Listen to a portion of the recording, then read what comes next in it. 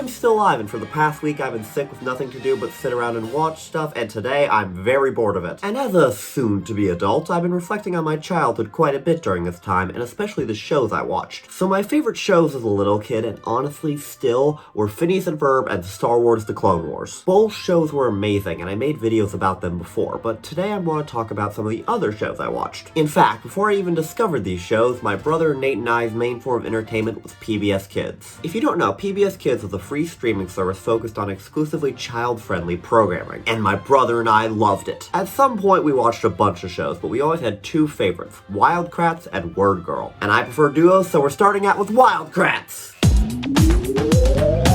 So the basic premise of Wild Kratts were the two real-life zoologists, Martin and Chris Kratt, showing off the wondrous animal kingdom in animated form in ways they couldn't in real life. The two brothers both wrote and starred in episodes and acted as fictionalized versions of themselves. Each episode would focus on an animal or maybe two, and the brothers would use their creature powers to act as the animals and use their fantastical abilities. Fantastical abilities that they have in real life too, to be clear, not just like fire breathing or something. But then the two brothers would study the creatures while also having fun. And then they would defeat a villain at the end of the episode, typically a villain who in some way was directly connected to something trying to harm the animal in real life. I think the three main villains they had represented industry, cooking, and fashion. Now I think that Wild Kratts is the perfect edutainment show. It has enough cool gadgets and humor to keep kids interested, but it also shows off some really cool and very interesting things. Here, let me give an example. The last time I sat down and watched an episode of this show was probably over a decade ago. However, I still remember what the four main abilities of an octopus are from that Wild Kratts episode. But to answer that question, we're going to go to a completely new and entirely necessary segment, Scott's Gauntlet Corner. Hey Scott, what are the four main abilities of an octopus? Jet propulsion, camouflage, ink, and suction. Haha, great. Well, I think we can all agree that was extremely necessary. But now I've said all I want to about Wild Kratts, let's move on to Word Girl.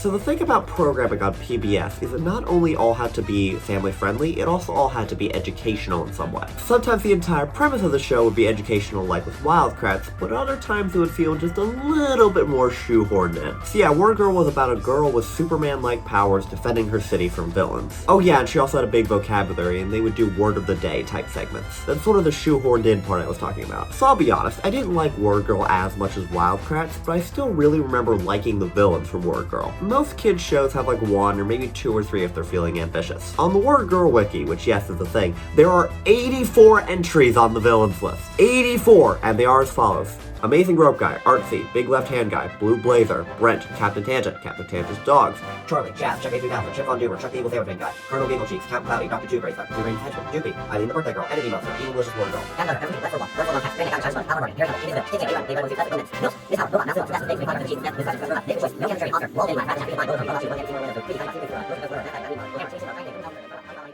Oh my gosh, there are so many of those. My personal favorite villain name is Lady Redundant Woman because I love a good pun. Now, Word Girl wasn't fighting all these villains at once, but at least 24 of those were regulars. And I think like 8 are in the show's theme song. Now it is absolutely insane that the city is still even functional. Word Girl is fighting evil villains whose crimes include robbery, trying to destroy the city, mind control, cheese-related world domination. That is ridiculous. Like, those are all serious crimes, not jokes like in other kids' shows. And she's doing all of that while maintaining her secret identity. Which, by the way, I have to say, she does a terrible job at hiding it, but her family is still completely oblivious. I haven't mentioned this yet, but she has a pet monkey named Bob, whose superhero name is Captain Huggy Face. And I like to imagine her family sitting at home watching the news. A girl who looks and sounds exactly like our daughter with a pet monkey who looks and sounds exactly like our daughter defeating Toby's robots for the 5th time this week.